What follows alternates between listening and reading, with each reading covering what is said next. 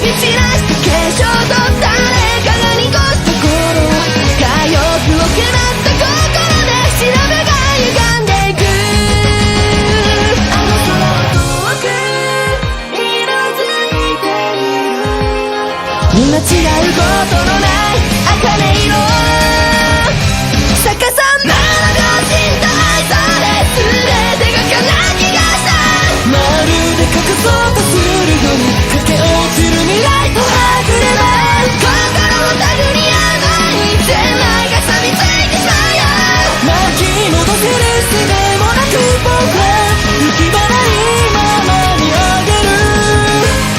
澄んだ機械仕掛けの空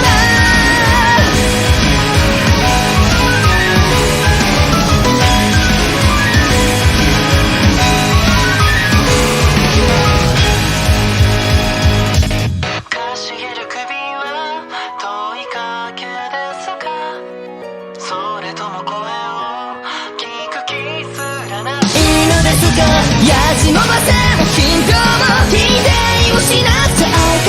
等間隔に刻んだメモリ上の傷反対したピアノで響き鳴らす壁君